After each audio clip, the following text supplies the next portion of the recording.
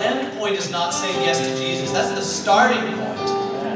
And so I'm going to still ask another group of us to stand. And you guys who stood before, you can stand again, because Jesus doesn't. And here's the thing: Jesus doesn't ask us to suffer, to go through suffering love, to fix ourselves. But He does invite us to the path of suffering love in order to love the world around us. You see, if any of you are going to step back into these places, remember when you were filling out those worksheets about saying, how can you take some steps to live out your calling in these places? Every one of those steps that you would take, if they're part of God's redemption, are steps of suffering love. If they're going to bring about Jesus' redemption in the world, they're suffering love. That's actually why you can't step into God's redemption without having God in your life. Or very few people can. You know, like you have a few people, say like Gandhi, who followed the way of Jesus without being a follower of Jesus, but very, very few people can do that. Very, very few people can try to step into that, because the world says you change the world with power. And Jesus said you change the world with suffering love. And so the last invitation I'd like us to make, and so don't worry, by the way, I'm not going to do each of these one. I'm not going to do 4 invitations, but my last invitation is going to involve these other 3 objects. The world, which is right here, the school, which is these banners here, and then your family.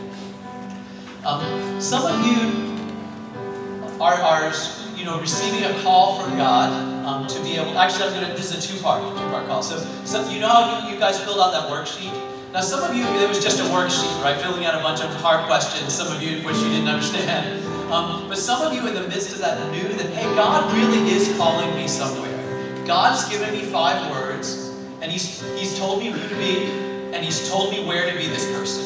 And that may not be everybody, and that's fine. For most of us, it takes some time. But some of you know where that is. Some of you know what your 5 words are, or 3 words, and you know where He's calling you.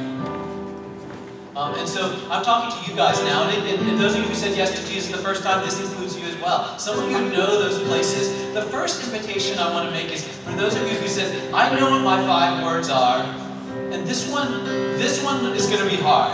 I just know this one's going to be hard. Like Joseph gave them an example of saying, these are some of God's 5 words for me, and this is how this one actually causes pain. Because of God's called me to live out this faithfully. This world around me is hard to live out that word. So if this is you, if you know, hey, I know God's called me to this quality, this word, and it's going to be hard, you're scared, I'm going to ask you to stand.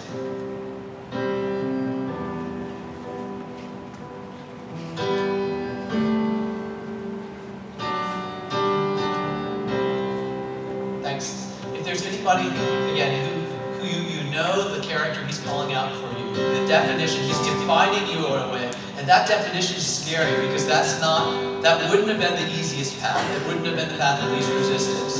It wouldn't have been the way that gave you the cushiest life. If you know that's you and you know what that is, I'm going to ask you to stand.